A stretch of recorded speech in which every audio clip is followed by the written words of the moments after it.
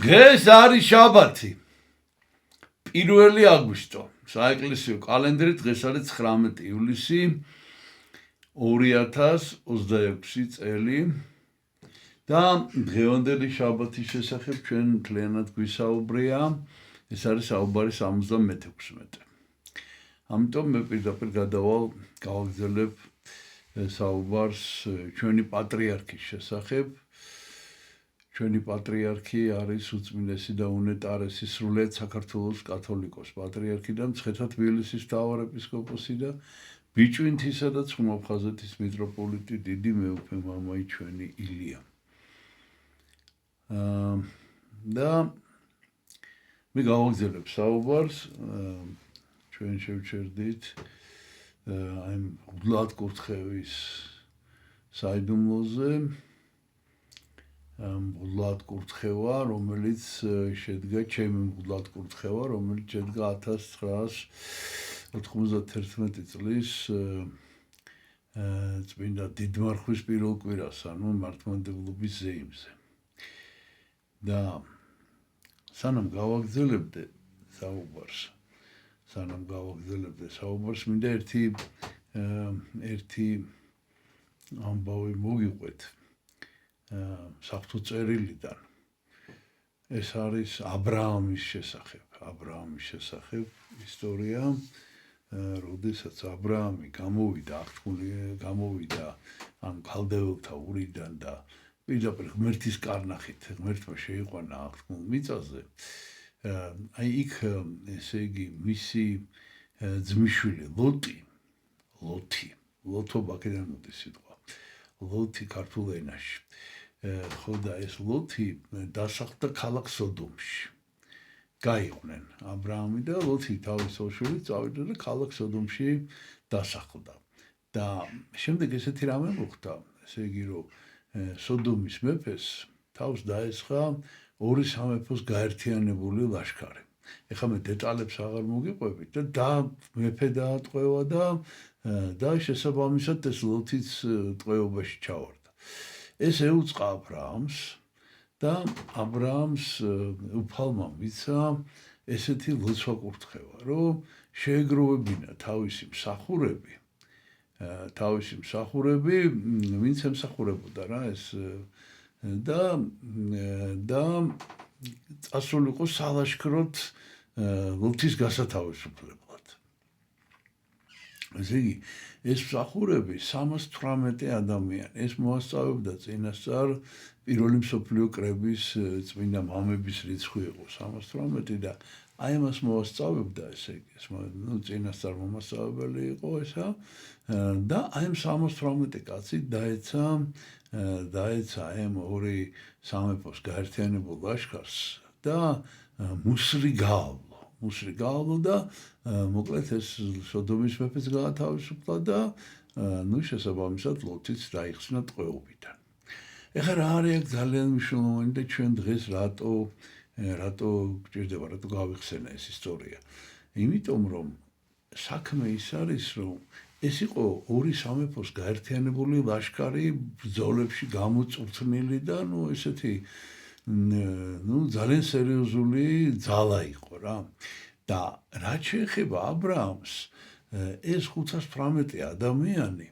ესე იგი ამათ არავის არის გამოცდილება ბრძოლის არ ჰქონდათ საერთოდ ესენი იყვნენ ჩვეულებრივი მწყემსები. აი ამ მწყემსებით წავიდა საომრად ლოთი და გაიმარჯვა, იმიტომ რომ უფალი იყო მასთან. იმიტომ რომ უფალი ეუბნებოდა როგორ მოქცეულიყო. და რატო გავიხსენე ახლა ეს? იმიტომ გავიხსენე რომ აი ხა მე ჩემ მაგალითზე მოგიყევით, რომ მე წარმოიდგინეთ 1995 წელს ვეზიარა პირველად, 97 წელს უკვე მოძღვარი ავრჩიე, 98 წელს სასულიერო აკადემიაში ჩავაბარე და რა 3 წელი გავიდა, ესე იგი 3 წელი ვისწავლე სასულიერო აკადემიაში და აი პატრიარქმა უკვე მღვდლად მაკურთხა. და სულ რაღაცა გაივლის 5 წელი და მე ეპისკოპოსად მაკურთხებს პატრიარქი. ხო და მინდა გითხრათ, რომ აი წარმოდგენა არ მქონდა მე საერთოდ აი ცოტა ხნის მაგალითად რომ შეიძლება ესეთი მსახურება აღმესრულებინა. ანუ მე მის თქმა მინდა რომ და აი როგორც მე მოგიყევით ესე იგი როგორ ემზადება მაგალითად ბერძნული ეკლესია როგორ ამზადებს ადამიანებს ესე იგი მღვდლებს იმისათვის რომ აღსარება თქვა აღსარება თქმეინონ ადამიანს და იმე კიდე პირველივე წიროზე გამიშვა პირველი კურთხევის დღესვე გამიშვა აღსარების მისაღებად ესე იგი რა თქმა უნდა, ბევრი ხარვეზი იყო და რა თქმა უნდა,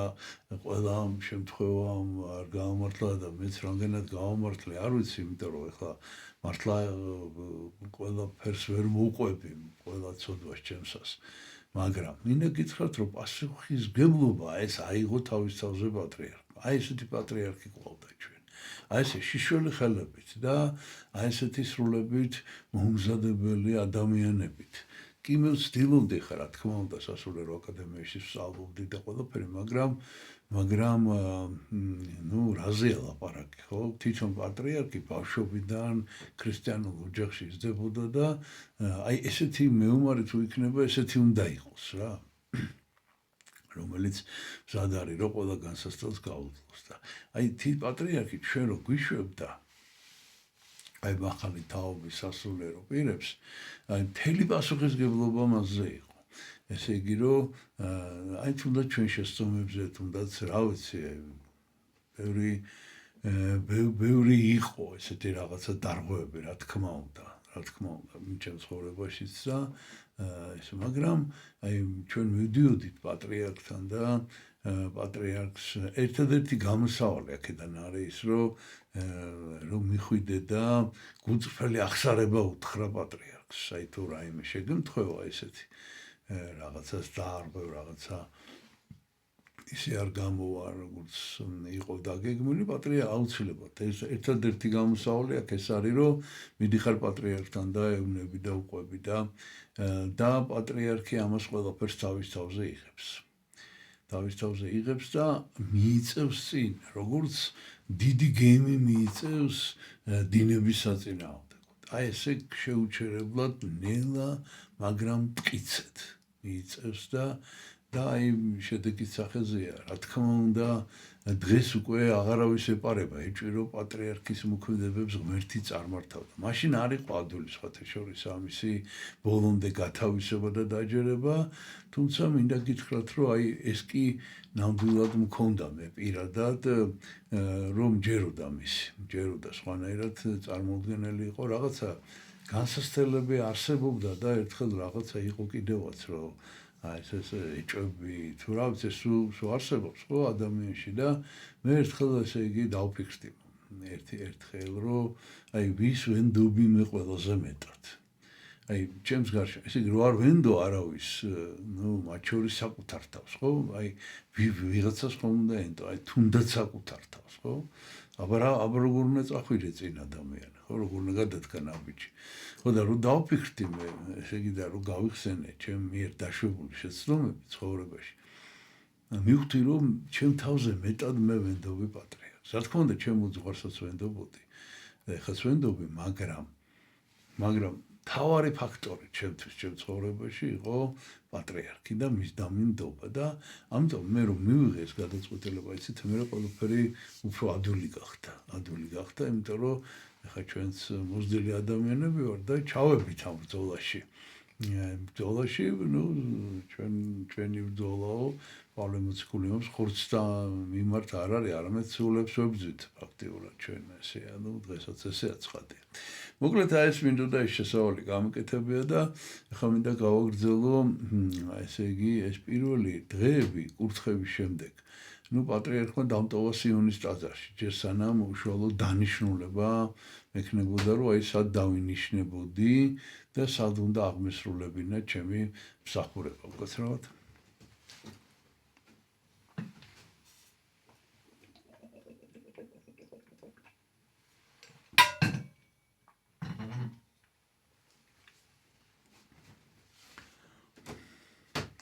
ნუ სიონის ტაძარში იმიტომ რომ ნუ იქ ყოველდღიური მსახურება მიუხედავად ახლა დიდი მარხვაა მაინც ამგეროთ ნუ აი წესების ასრულება რაღაც ესე ნუ და ვსწავლობდი და ნუ რა თქმა უნდა ლექციებზე დავდიოდი კიდე რამდენადაც შესაძლებელი იყო, მაგრამ გონი უკვე გლატკურთხევის შემდეგ უკვე თუ მანამდე არც ერთი ლექცია არ მქონდა გასცდენილი სასულიერო აკადემიაში აი ამის მერე კი მგონი საერთოდ აღარ დავსვები ვარ ლექციებს ეს წელი კი მივიყვანე მგონი ბოლომდე მაგრამ მე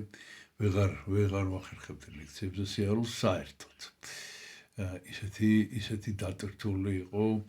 ჩვენი მსახურება ერთ-ერთი რაც გავაკეთე ისო პატრიარქს კურთხევით რომ აი დიპლომი კი დავიცავი დიპლომზე ვმუშაობდი ბედნიერი ოჯახი ესე ვქო ჩემ დიპლომს რაც მაშინ ხელი მიგვიწვდებოდა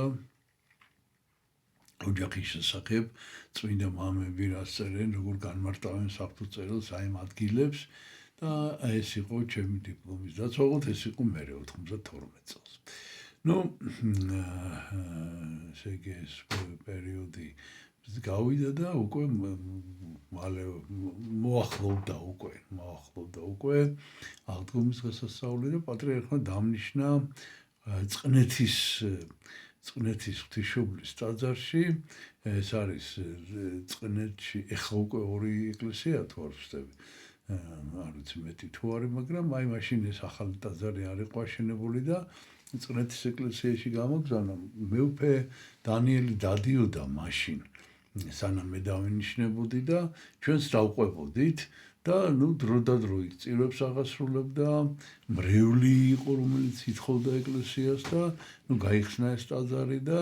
ნუ იქ მეუფე დანიელი მსახურობდა ამასობაში მეუფე დანიელი უკვე პატრიარქმა დანიშნა სვეტიცხოვლის ტაძრის წინამძღვრად ნუ წინამძღვარი ითვლება რომ პატრიარქია და მის მოადგილედ მაგრამ ნუ ფაქტიურად მეუფე დანიელი იყო მცხეთის სვეტიცხოვლის ტაძარში წინამძღვარი და ესე იგი მე დამნიშნა პატრიარქმა წყნეთში როგორც დამოუკიდებლად ესე იგი როგორც მოძღვარი და დამნიშნა ასევე ერთ-ერთ მოძღვრად სვეტიცხოვლის ტაძარში ეს ახლა ძალიან მნიშვნელოვანია იმიტომ რომ ხე ერთი გაზაფხულია და თან მარხვა არის და მაინდამაინც ერთ-ერთი სვეტიცხოვლში მსახურებები აღესრულებოდა მეც ამ მორიგეობაში ჩავერთე მაგრამ ну ძირითადად მაინც ჯერჯერობით ყოველ შემთხვევაში გზაფხულში არის ძალიან დატვირთული მსახურება მღვდლისთვის ხო და ეს ის პერიოდია რომ აი ადრეული გაზაფხულია თითქმის ხალხი არ დადის სვეტიცხოვლის ტაძარში და პატრიარქმა გამომიყო იქ ერთი ოთახი ну მეუფე დანიელმა რა თქმა უნდა მაგრამ ნუ პატრიარქს ოცვეკურთხევით აი რომ შედიხარ სვეტიცხოვლის დავარ კარიბჭეში რომ შედიხარ სანამ ტაძართან მიხვალ მარცხენა მხარეს არის იყო ოთახი მარჯვენა მხარესაც იყო იქ რაღაც მაღაზია იყო მოწყობილი და მარცხენა მხარეს იყო ოთახი და აი ეს ოთახი დამითმეს პატრიარქს ოცვეკურთხევით რისთვის ახლა ну მთელი დღე იქ ვიყავი ხოლმე ну ძირითადად ამ წყნეთის ტაძარში შაბათ-კვირას დავდიოდი ხოლმე და ძირითადად თელ დღეს ვატარებდი სვეტიცხოვლში და აი ნახეთ ესე იგი მაშინ უბრალოდ სხვა საშუალება არ იყო და ეს სვეტიცხოვლის აი პატარა ოთახში ფაქტიურად კაბინეტი კი არ იყო ეს მაგრამ სამუშაო ოთახი იყო ეხლა რისი აი როგორც მოგახსენეთ ეს რუკები გვაქვს და აი ამ რუკების მიხედვით ჩვენ უნდა შევადგინოთ ესე იგი მარშრუტი რას ვაპირებთ წელს 91 წელს და ნახეთ ესე იგი ну მაშინ უბრალოდ სხვა საშუალება არ არსებობს და დიდი შუშის მაგიდა გავაკეთე რომელზეც აი ამ რუკას ვდებ და რუკა იდება და ზეიდან შეგიძლია დაადო ამ რუკას ჩვეულებრივ თეთრი ქაღალდი იყო ქვემოდან უნდა იყოს განათება ну მანათობელი რაღაც ესეთი ღამის ნათურა თუ რა ვიცი როგორ ქვია მაგიდის ნათურა ეს ამოტრიალებული მქონდა ქვემოდან ანათებდა და ფაქტიურად აი ამ კოპირებას რუკის კოპირებას ხელით ვახდენდი აი ამ ფურცელს და ესეთი გავაკეთე რამდენიმე კოპირებული ეს ფურცელი და დატანილი მქონდა ეს ქალაქები ესა და ფაქტიურად აი ეს ფარავნის თვიდან ცხეთამდე რასოფლებიც არსებობს აი ამ რუკების მიხედვით დავიტანე ამ ქაღალდზე და შევადგინეთ აი ესეთი გეგმა, ესეთი კონცეფცია იყო, აი ფაქტიურად შეიძლება ითქვას, რომ ეს იყო მთავარი კონცეფცია, რამაც განსაზღვრა მერე უკვე მომავალში მთლიანად წმინდა ნინოს გზაზე მსვლელობა. ეხლა რა იყო ეს კონცეფცია? ნუ ფარავნის წმიდან რომ ჩატარდება წირვა, გეგმა ესეთია, რომ წირვა დამთავრდება ჩვენ ყველანი ესე იგი დავიწყობით და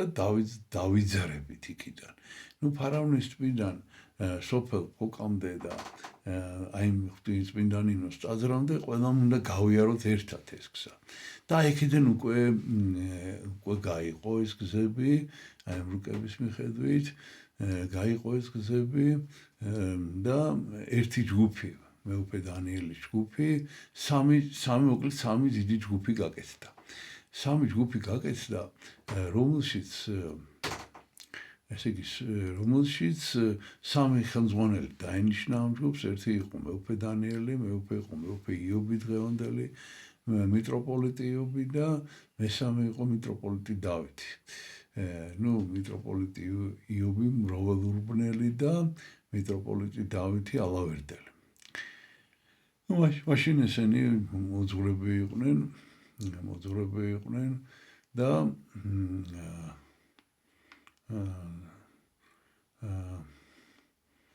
და ამათ ესე იგი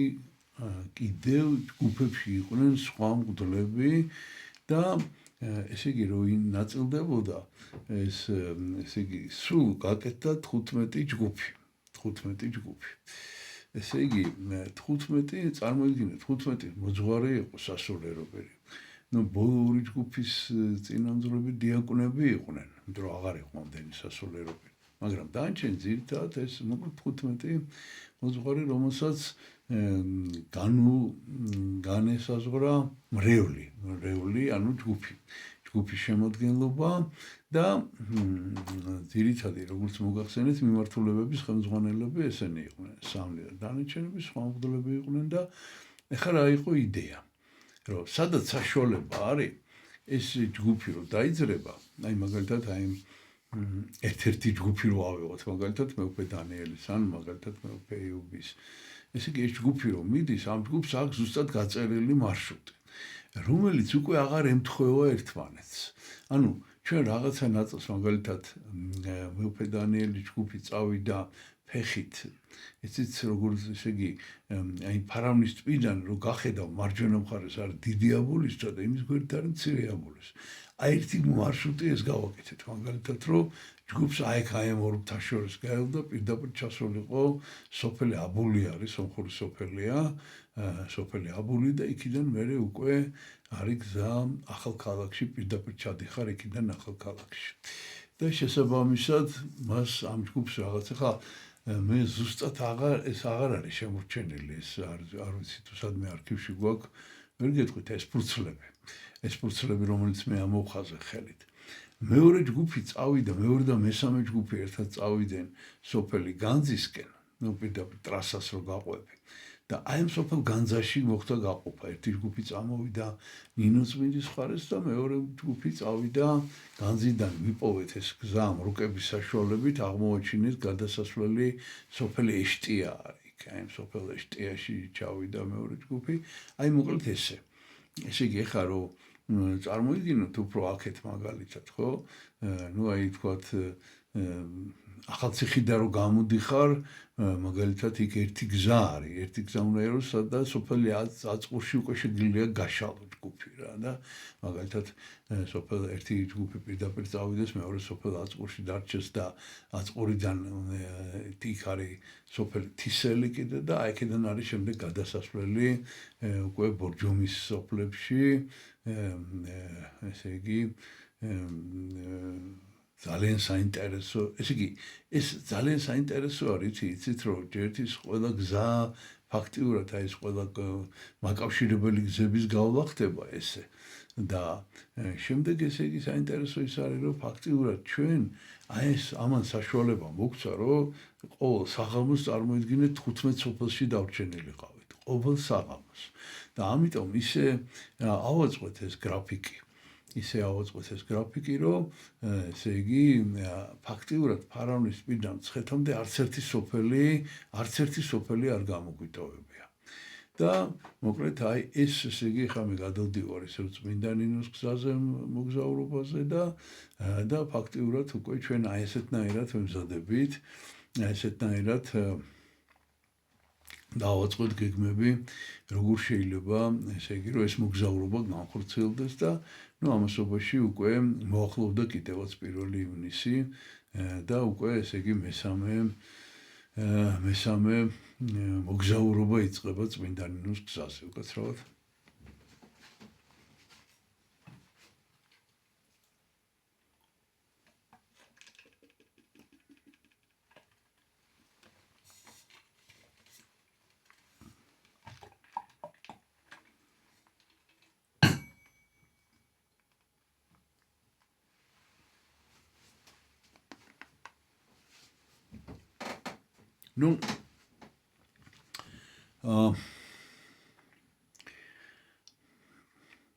იმ წელს როგორც მოგახსენეთ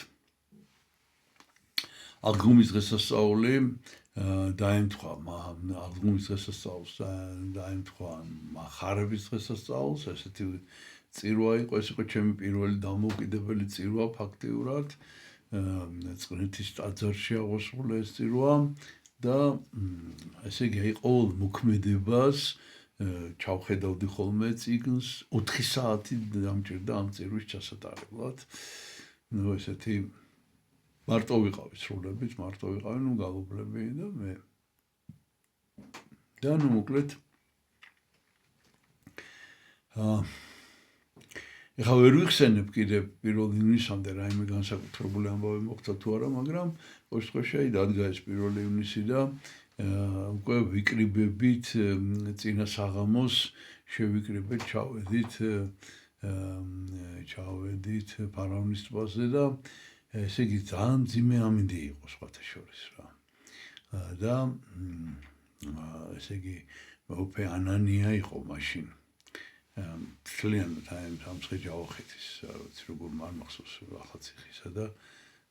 სამცხე-ჯავახეთის თუ როგორ ერქვა ზუსტად არ მახსოვს, მაგრამ ის იყო ესე იგი უდელმთავარი და პატრიარქს ელოდებოდა ტრასაზე.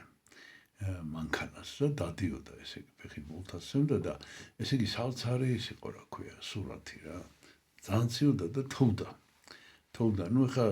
ვერ გეტყვის რომ დიდი ფანტალები ცვიოდა და რომ დადოს თოვლი ესე არა, მაგრამ თოვდა და გარშემო რა თქმა უნდა ეს თოვლი იყო და ეხა ველოდებით რომ პატრიარქი უნდა მოგზანდეს რა. ჩვენ რაც შეგვიძლია მოვემზადეთ ეხა შეშაცა გვაქვს მომარაგებული და რაღაც და მოვიდა პატრიარქი, მოგზანდა პატრიარქი და აი როგორც წინა 2 წელს აი ეს ეხა სრული პასუხისგებლობით შემიძლია გითხრათ რომ ეს არის ნამდვილი სასწაული რა. ნამდვილი სასწაული ღმერთის მიერ მოცემული ნიშანი. მობზანდება პატრიარქი, მებზანდება ტრაპეზთან, წვიმს და უცებ გადაიხრება ეს ღრუბლები და გამოანათებს მზე და დააცხონებს რა. იმიტომ რომ ეს მთიანი ადგილია, ხო, ეს 2100 მეტრია ზღვის დონიდან. ეს ღია ტრაპეზი სადაც ხავარს და ხო და იქ ესე იგი თუ ღრუბელია და თუ ის არის ცივა და თუ მზე ანათებს ისეთი აქტიური მზე არის იქ რომ დაცხება უცებ და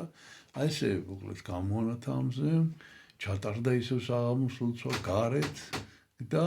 ამის შემდეგ ჩვენ უკვე გადავინაცვლეთ, ცეცხლი დავანთეთ და იქ უკვე აღესრულება ეს პარაკლისები, სხვადასხვა კითხვა. ჩვენ გადავწყვიტეთ იქ წმინდა ნინოს პარაკლისი და დაუჯდომელი გაერთიანებული წავიკითხეთ და ასევე გადავწყვიტეთ იმ წელს, რომ წმინდა ნინოს ცხოვრების კითხვა დავიწყოთ. და ესე ფაქტიურად ღიაცის ქვეშ გავათენეთ. ღამეობით წინა წლებისგან განსხვავებით ძალიან დიდი რაოდენობის არის ადამიანები, ვინც უნდა მიიღოს მონაწილეობა 170 ადამიანი. ეხა ხო გეუბნებით, აი წარმოდგენაც კი აღარ შემიძლია იმისი, რომ ეს 170 ადამიანმა როგორ გაათენა ღამე ღია ცისქვეშ, იმიტომ რომ გადახურული არაფერი არ არის. ხო და გაწვიმდება თუ არ გაწვიმდება თუ რა ვიცი მომზადებულები ვართ, საწვიმრები გვაქვს ყველაფერი, მაგრამ მაინც ახლა იმ სიცივეში ღამის გათენება, აი ეს ცეცხლი ერთადერთი დიდი ცეცხლი.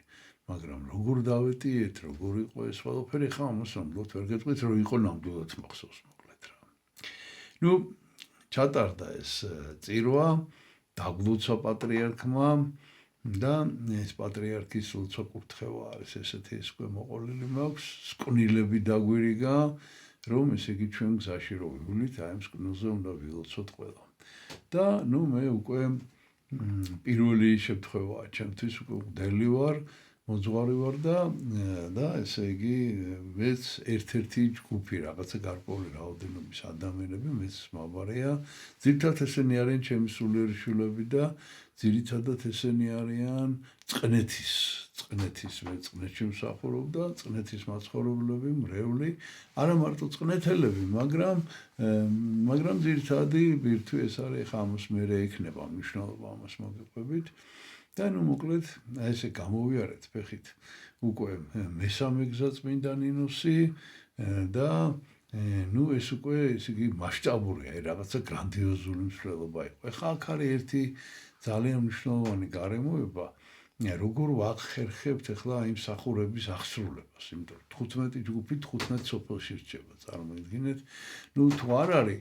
ესე 15 სოფელი, შეიძლება ორი ჯგუფი ერთ სოფელში შევიდეს და რაღაცა ეს. მივადგებით ესე იგი სოფელს. ეხლა აქ არის ერთი ძალიან მნიშვნელოვანი გარემოება ის, რომ ეს არის ფაქტიურად დასასრული საბჭოთა კავშირის, უკვე ესე იგი ფაქტიურად ამის მერე უკვე როგორც საბჭოთა კავშირი აღარ არსებობდა ეს სტრუქტურები ყოველ შემთხვევაში. საბჭოთა კავშირის დროს რაიონს მართავს მთავარი პირველი პირი რაიონში, ეს არის რაიკომის მდივანი. აი რაიონის, ესე იგი პარტიის, კომუნისტური პარტიის წევრი და პარტიის რაიონული კომიტეტის მდივანი, ესე ქვია. არის კიდევ იქ აღმოსავლეთის თავმჯდომარედ არსებობს, აღმოსავლეთის თავმჯდომარეს არ არის პარტიული ხაზი, თანამდებობრივია, მაგრამ მაინც მთავარი რაიკომის მდივანი არის ერთპიროვნული მმართველია. ხო და იცით, ესე იგი ჩვენთან ესე იყო, რომ გავაფრთხილეთ, ერთი წინასწარ ჩამოვარეთ და ყველა შევხვდით ამ რაიკომის მდივნებს და მაშინ დააუხსენით, რომ ესე წმინდა ნინოს გზაზე მოვდივარ და რომ ხარდაჭერა დაგჭირდება ხელისუფლების მხრიდან. მაგრამ მე უკვე როდესაც დაიწყო მსვლელობა, მე კიდევ მივდიოდით და ზუსტად ვეუბნებოდით უკვე რამდენი ადამიანი შემოდის რაიონში, რატო ახლა. იმიტომ რომ აი მაგალითად აი ჯავახეთში ჯერ კიდევ ესე იგი სხვადასხვა სოფლებში რომ მივდივართ, ესე იგი არ არის მოსახერხებელი იქ ადგილზე ნათლობების ჩატარება. კი შეიძლება რა თქმა უნდა, მაგრამ რაღაცა ესეთი ზოგ სოფელში მეტია მოსანათლი, ზოგში ნაკლებია მოსანათლი, ხო და ესე იგი აი პრინციპი ესეთია რა, რომ ჯგუფი შედის სოფელში, ჩაატარებს იქ მსახურებას, ესე იგი საღამოს პარაკლის გადაიხდის, მოიწევს მთელ სოფელს, შემდეგ მღვდელი უქადაგებს, აუხსნის ამ ყველაფერს, ისთვის ვართ მოსულები, როგორ გამოგვაგზავნა პატრიარქმა და დილით ადრე ინიშნება, დილის ლოცვები ალბათ რაღაც ესე და დილით ადრე ინიშნება, ძალიან ადრე მსახურება, შეიძლება 6 საათზე მაგალითად და ნახეთ რას ვაკეთებთ, სპეციალური სანაწილეებიც კი შევქმნით, სადაც ბევრი წმინდა ნაწილი ეტევა, რა სანაწილეები, ესე იგი ეს არის აი აღდგომის დღესასწაულისთვის ჩვენ გავამზადეთ საზიარებელი წმინდა ნაწილები, ესე იგი აი პირველ შეწირულთა ძღვენთა ლიტურგიაზე, ესე იგი წინასწარ მზადდება ძღვენი და და პირველ შეწირულის ლიტურგიაზე გამზადებული ძღვენით ეხლა ამ ყველაფერს ესე დეტალურად ვეღარ მოგიყვებით უცებ. ნუ კვირის წირვაზე მზადდება რამდენიმე ეგრეთ წოდებული ტარგი და პირველ შეწირულის ლიტურგიაზე აღარ იწირება მსხვერპლი და აი დიდ ხუთშაბათს კი სპეციალურად ესე იგი იწირება. ნუ კარგი სასურველია რომ დიდი ზომის იყოს ეს ტარგი ქვია ესე იგი და აი მით მზადდება იჭრება ძალიან მრავალ პატარა ნამცეცია თითოეულს უნდა შეეხოს სისხლი ქრისტესის შემდეგ ესე კოვზით ვაწვეთებთ ნუ თხილად ძალიან და ნუ თავისებური მომზადების წესი აქვს ამას რა და მოკლედ ეს ვიცით რომ წინასწარ ძალიან ბევრი დაგვჭირდება და ამიტომ მოვამზადეთ დიდ ხუთშაბათს სხვადასხვა ტაძრებში და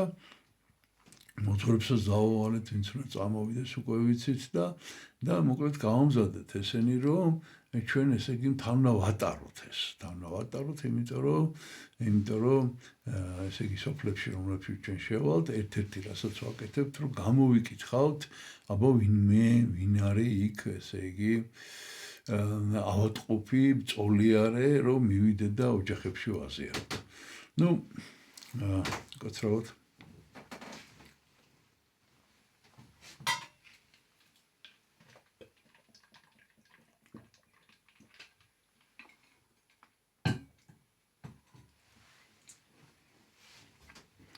ნუ საერთოდ ყველა ტაძარშია დიდ ხუთშაბათს ადება ძღვენი რომ მთელი წელი უნდა ეყოთ და ესე იგი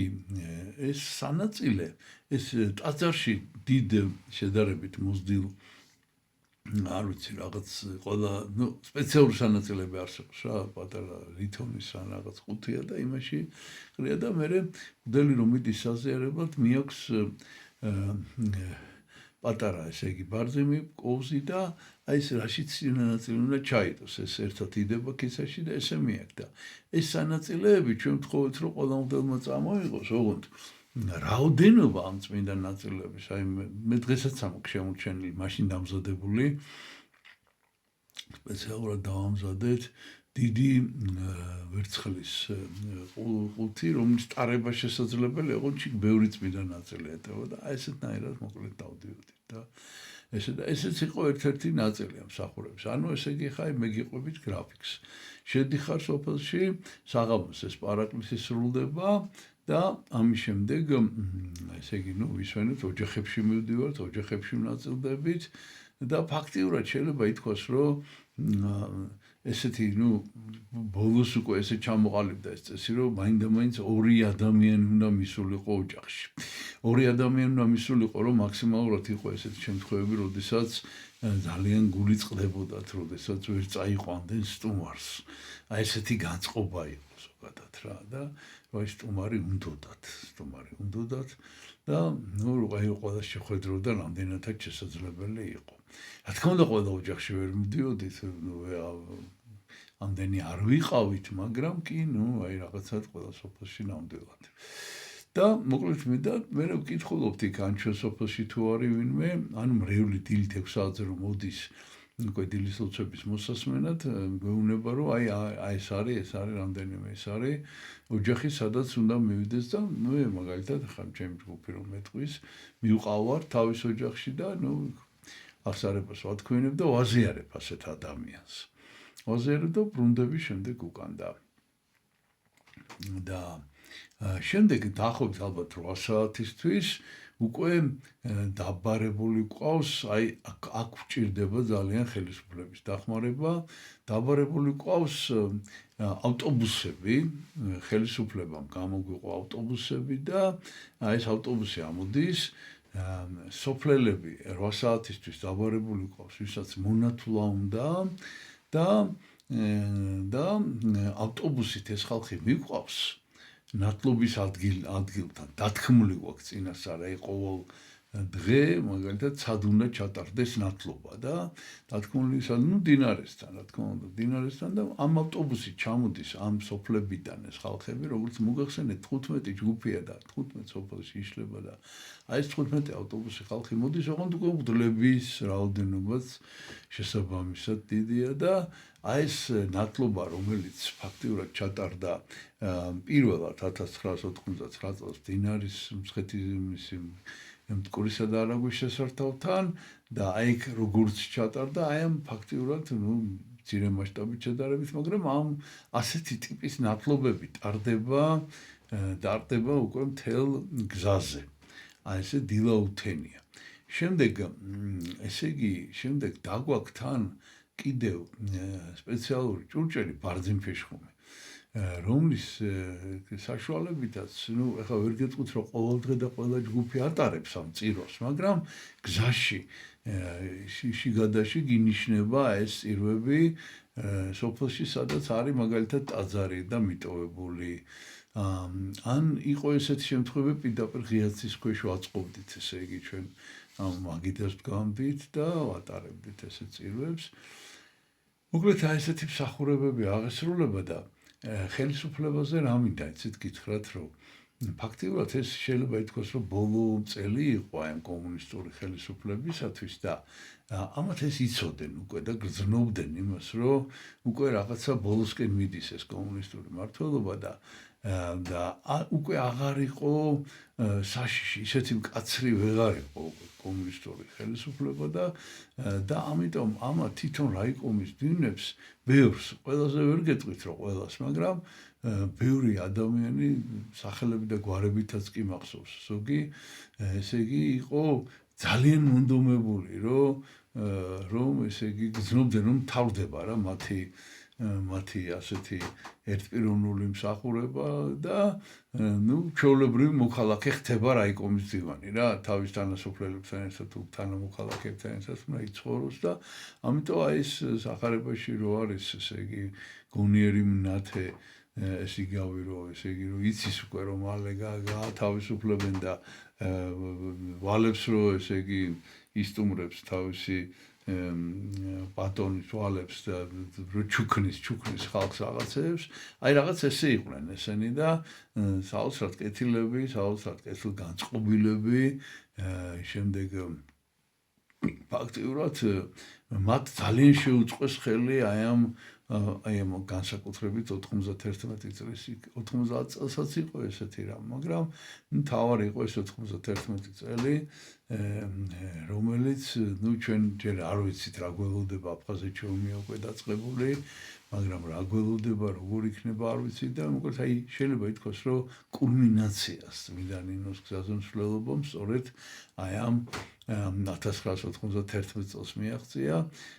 ტარდება ესე იგი სოფლებში ტარდება ჯვრისწერები, ასაკოვანი ადამიანები, ახალგაზრდებიც რა თქმა უნდა, მაგრამ ძირითადად ასაკოვანი ადამიანები უკვე შექმნილი ოჯახები, ამათ ყველას ჯვარს ვწერთ,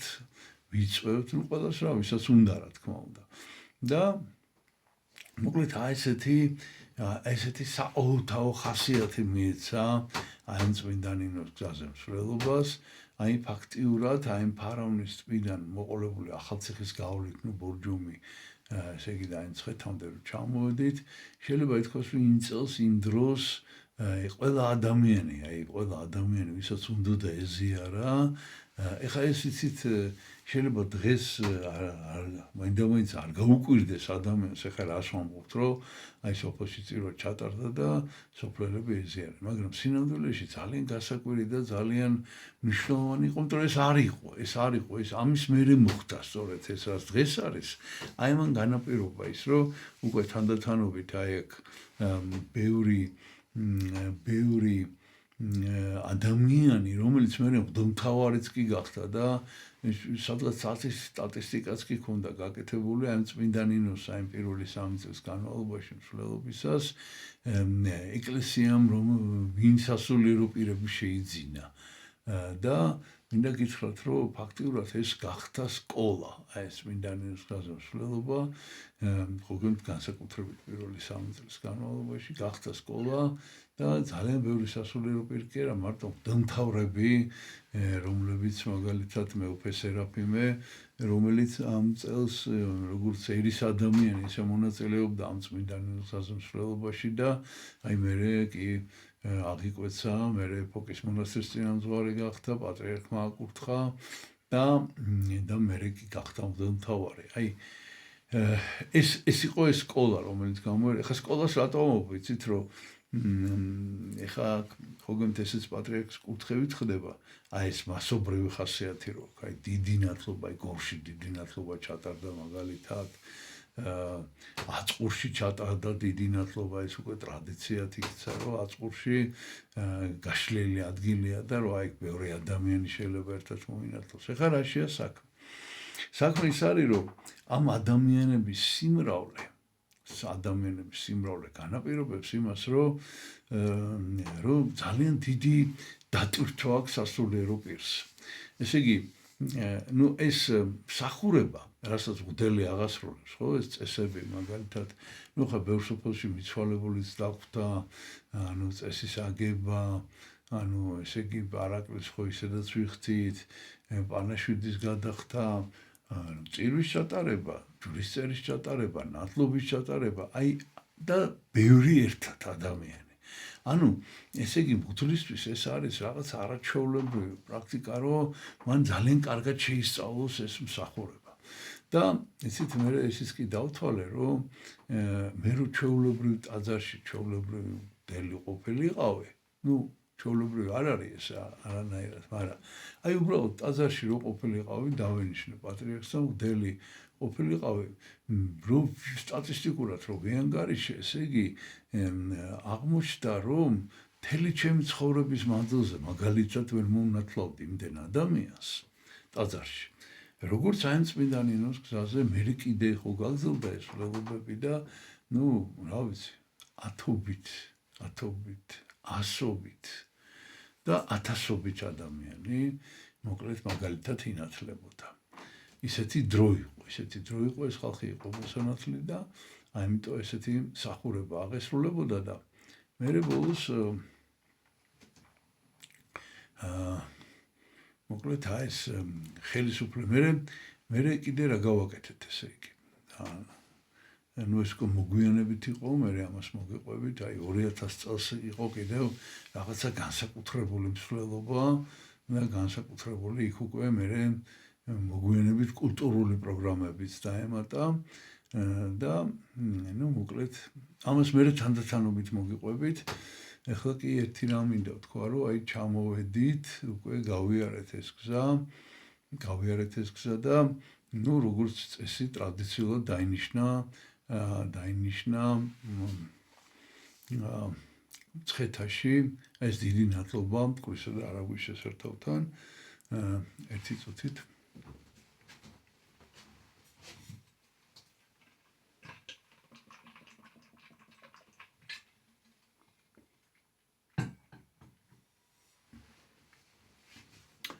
და მოკლედ ისეთი მასშტაბი აქვს ამას მიცემული, რომ ახლა ეს ნათლობა ჩატარდა, პატრიარქმა ჩაატარა ეს ნათლობა და უკვე ისეთი მასშტაბი აქვს მიცემული, რომ ესე გაჩერება უკვე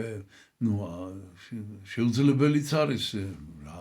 არავითარი მიზეზი არ აქვს, რომ აღარ გავაგრძელოთ ეს გზა და აი ამ წელს 91 წელს ესეთი რამე ესეთი გეგმა შევადგინეთ, რომ უკვე მერე ესე იგი ეს ჯგუფები, 3 ჯგუფი შევადგინეთ მაშინ მახსოვს და უკვე რამდენიმე დღის შემდეგ, ეხლა ვერ გეტყვით ზუსტად ეს მეორე თუ მესამე დღეს იყო თუ კიდევ რაღაც რამდენიმე დღე მომზადება დაგჭირდებოდა ალბათ. და დავიბარეთ კიდევ ესე იგი კიდევ ახალი ჯგუფები შევადგინეთ, უკვე ვისაც სურვილი აქვს და აი თბილისიდან უკვე სიონის ტაძართან შევიკრიბე და აი აქედან დაიწყო ამ ჯგუფებმა მსვლელობამ და მოკლედ ზოგი წავიდა, ესე იგი ზოგი წავიდა, იგი რუსთავამდეც კი ჩავედით, თუმცა ეს მერე იყო. ესე იგი, აი თბილისიდან აი წარმოიდგინეთ ორთაჭალის გავლით კოდის გზა ქვია, იქ მარნეულისკენ ესე, თეთრი წყაროსკენ, მოკლედ, ესე იგი თეთრი წყაროსკენ წავიდა ჯგუფი ერთი, ჩემი ჯგუფი მე რომელიც მევალა, ჩვენ ესე იგი თბილისი ფეხით გავიარეთ ვაკის პარკში დავისვენეთ ცოტა ხანი და აი ვაკის პარკიდან ფეხით შევდექით და ავედით წყნეთში. წყნეთში მსახურობდი მე და ეს ჯგუფის დიდი ნაწილი წყნეთიდან იყო, ცხადია რომ აქედან დავიწყებდით, მაგრამ თბილისთან წყვილთა წყნეთში ავედით, დავისვენეთ, წყნეთში არ დავრჩი სხვათა შორის იზვამე. ეხლა რო უკვირდები, რაღაცა ძალიან ახალგაზრდები ვიყავით ალბათ და შეგვეძლო ესე. წარმოიდგინე, დილით გამოვედით სვეტის სიუნიდან, წყნეთში ავედით და ჩავედით ახალდაბაში. იქ არის სოფელი ახალდაბა. ახალდაბაში უკვე ღამე იყო ძალიან. ღამე იყო და დღის სინათლეზე ვერ ჩავედით, რაღაც აღამოს 6 საათი იყო და ახლობით წყნეთში რომ გადავიხადეთ ეს პარაკლისი და შემდეგ წყნეთიდან და საკმაოდ გაიწელა ეს გზაც. ბევრი არ არის წყნეთიდან ახალდაბამდე, მაგრამ მაინც და აი რა უნდა ვქნათ ახლა კი არ ვიცი რა შუაღამეზე როგორ გავაღვიძოთ ეს სოფელი და საოცარი ახლა ეს ღმერთიც როგორ გვიწყობს ხელს და შეგვდა ესე იგი ძალიან ცნობილი პიროვნება, ახალგაზრდა კაცია, მაგრამ აი ეს როგორ გითხრათ, ესე იგი ცნობილია მე ესე იგი 55 სკოლაში ვსწავლობდი და ეს სწავლობდა 57-ში, ხუთ უფროსი იყო ცოტა. გია აბაიშვილი სახელი და გვარიც რა თქმა უნდა მახსოვს და ესეთი მეცახელიც ჰქონდა, ეხლა აღარ დავწულმანდები და ძალიან ცნობილი პიროვნება იყო ესე იგი ამ მხარეში და ეს ადამიანი შეხვდა და რო ვიცანი და რო დაველახა ესეთი ახლო ურთიერთობა არ ქონდა ძალიან გაუხარდა იმასაც და რა გინდა თქო ამ შოხამაზე რასაკეთებთო და ეს თურმე ახალდაბაში სახლი აქვს და მოკლედ რომ რო იქ ამბავი ატეხა და წამოყარა ეს ხალხი და გაგვანაწილა ოჯახებში, აი ესეთი პატარა დეტალებიც ხანდახან ძალიან გამამხნევებელი იყო რა. და მოკლედ დავუცეთ ეს სოფელი ახალდაბა, მეორე დღეს ესე იგი გეგმა ესეთი გვაქვს რომ ბეთანიის მონასტერში უნდა გადავიდეთ იქიდან ფეხით,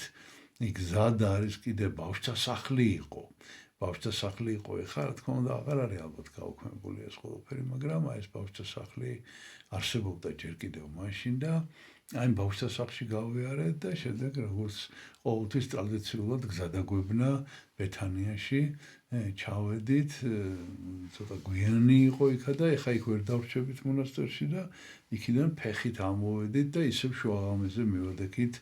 აღარ მახსოვს რომელი სოფელი იყო.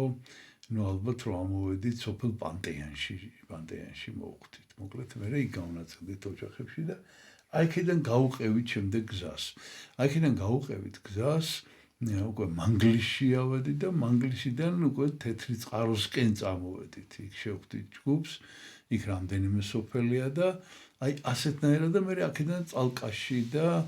აი ასეთ ესე იგი პირიქით ფარავნისთვისკენ მოვაწყვეთ რაღაცა ნაწილი მსვლელობის. თუმცა ხო გეუბნებთ იქ ახალ თეთრ წყაროსშიც ვიყავით ამ დროს და ესე იგი ჯგუფები ერთმანეთს მოკლედ აი შევხვდით ეს დაშლილი ჯგუფები და აი ამ პრინციპით გაგრძელდა მსვლელობა და შემდეგ ესე იგი რაღაც ეს ერთი ეტაპი დამთავრდა მოკლედ ზაფხულში. ეხლა რატო ვჩქარობ ამის დამთავრებას ესე დეტალურად აღარ გიყვებით, კი ბევრი საინტერესო რამ თავგადასავლი გადავიტანეთ, ერთი რამ მაინც არ შემიძლია არ გითხრათ. ამან მერე ძალიან დიდი როლი ითამაშა წალკაში რომ შევედით, უფროსული წალკიდან რომ გამოვედით, გავაგრძელეთ გზა. იქ მე სხვა სოფლებში ვიყავით. იქ ერთ-ერთ სოფელში გუნიაკალა ესე ერქვა.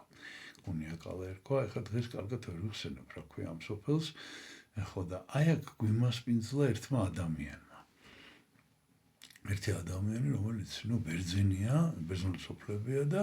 ესე გზელი თეთრი წვერი, რაღაც ესეთი ღვთავანი კაცი იყო და იმან მიგვიწვია და დაგვანაწილა სოფელში და იქ დავრჩი დღამე და აღმოჩნდა, რომ აი მას, რა ვიცი, რაღაც გამოცხადება ჰქონდა და ეს ხოჭურს იქ ხშირი შემთხვევაა ბერძნულ მოსახლეობაში, წალკაშიც და საერთოდ ბერძნულ სოფლებში, საბერძნეთშიც ხშირად ხდება ესეთი რამე, რომ პირდაპირ ეუნებიან ადამიანს, რომ დააშენოს ტაძარი და ამან დაიწყო მარტო მშენებლობა. თვითონ პირადად მუშაობდა, მაგრამ მარტო იზიდავდა ამ საშუალებებს და რაღაცა, სოფელსაც ახლა გაჭირვებული ძიმე დრო არის და დანიელი ერქვა სახელად ამ ადამიანს, დანიელი და მე როგორც აღმოვაჩინეთ, აი მამა აკაკი იყო, ახლა გარდაიცვალა მამა აკაკი მელიქიძე, ცნობილი მოძღვარი იყო მეტეხის ტაძრის და მამა აკაკის სიმამრე აღმოჩნდა მე ეს ადამიანი. მისი ამ დანიელის ქალიშვილი მამა აკაკის მოუყვანია ცოლად და მოკლედ, სანამ გველი გახდებოდა რა თქმა უნდა და მოკლედ აი ეს ერთი ადამიანი აშენებდა და რაღაცა ესეთი ზღაპარი წარმომედგინა, რომ ესეთი 91 წელია და ეს კაცი ერთი ადამიანი ვებერთელა ტაძარს აშენებს და აშენდა ეს ტაძარი, აშენდა და დღეს ეპარქიაში, წალკის ეპარქიაში ერთ-ერთი ცენტრალური ტაძარი, დიდი ტაძარი არის კონსტანტინეს და ელენეს სახელობის. აი ამ დანიელთან სურათიც კი მაქვს გადაღებული და ეს სურათიც შემორჩენილია. ხო და მოკლედ აი რაღაც აი ესეთი რაღაც ეპოქალური მოვლენების შემსწრენი გავხდით. აი მოგზაურობისას და ბოლოს უკვე აი რითი მინდა დღევანდელი საუბარი დავამთავრო, რომ აი ეს რაღაც ეტაპი რო დასრულდა, მახსოვს აი პირდაპირ ეზოში სეირნობდა პატრიარქი, საპატრიარქოს ეზოში, ჯერ კიდე არც გალავანი არსებობდა, არც ესეთი გამშვენებული ბაღი იყო, მაგრამ უკვე აი რემონტი კეთდებოდა 91 წელია კიდევ ერთხელ ვიხსენებ და დაგვიბარა პატრიარქმა მეუფე დანიელი და მე უკვე ესე იგი დაგვიბარა ეს მეუფე დანიელი ჯერ კიდევ მამა დავითია და მეც და თქვა რომ მე ვფიქრობ ესეთ რამესო რომ აუცილებლად ჭირდება საპატრიარქოს მისიისა და ევანგელიზაციის განყოფილება. მისიისა და ევანგელიზაციის განყოფილება თვითონ დაარქვა ეს სახელი. ეს არის ერთის მხრივ მისიონერული მსახურება, რომ მიდიხარ და მოუწოდებ ადამიანებს. და მეორე არის, რომ უკვე რომ მოწოდებულია ადამიანი და რომ ესე იგი იქ რომ უნდა ისაც დაგვავალა მაშინ თავიდანვე პატრიარქმა, რომ ყოველ სოფელში უნდა გამოვირჩიოთ სამი ადამიანი ყოველ სოფელში, რომელიცაც დაევალება აი ამ ორგანიზება აი ამ რეულის. იმიტომ რომ არ არის ხო გეუბნებით კიდევ ერთხელ მინდა გითხრათ, რომ ძალიან განსხვავდება დღევანდელი სიტუაცია. დღეს ყველგან არის მოძღვარი და დღეს ვეღარ ვიტყვით, რომ ბრძოლების ნაკლებობაა საქართველოში. ალბათ არის კიდევ ადგილები, სადაც ახლა ჩემ ეპარქიაში მაგალითად ბევრი მღვდელი რომ ყავდეს, კარგი იქნება, მაგრამ არ არის ერთი მღვდელია მარტო. უბრალოდ ერთი აღარ არის უკვე დაგვემატა. ორი მღვდელია და კიდევ მესამე მოძღვარია, რომელიც ხშირად ჩამოდის და გვემსახურება და კიდევ სხვები ჩამოდიან და მსახურობენ, მაგრამ დანაკლისი კი არის ჩემთან ეპარქიაში. ხა სხვა ეპარქიებში ვერ ვიტყვი ამას. და მაშინ საერთოდ არ არის, აი წარმოიდგინეთ, საერთოდ არ არის და ეს ჩვეულებრივი ამბავია, რომ სოფელში მღვდელი არ დაგვხვდება რა. ხო და აი ამიტომ სწორედ ეს მრევლი ჯგუფები უნდა ჩამოყალიბდეს და აი ეს არის ევანგელიზაციის თემა რა, ანუ სახარების გადაგების და ამათ უნდა უგზავნოს ლიტერატურა და მოკლედ ეს განყოფილება საპატრიარქოს შენობაში დღესაც არის რა თქმა უნდა ეს ოთახები, გამოგვიყო ოთახი, ორი ოთახი თუ არ ვცდები, მაშინ მე დაგვემატა კიდე ეს ოთახები და ესე იგი მისიისა და ევანგელიზაციის განყოფილება და მეუფე დანიელი, მამა დავითი მაშინ დაიწერა ბრძანება პატრიარქის და დაინიშნა განყოფილების ხელმძღვანელად. განყოფილების თავმჯდომარე არის და მე ვარ განყოფილების თავმჯდომარის მოადგილე. დღემდე ესეა, დღემდე. აი ამდენი ხანი გავიდა 1991 წლის ამბავს გიყვებით და პატრიარქმა გითხრა, რომ ესე იგი განყოფილებას დაენიშნება საპატრიარქო გამოყოფს თანხას ამისთვის. ესე იგი რამდენს იცით? ეხლა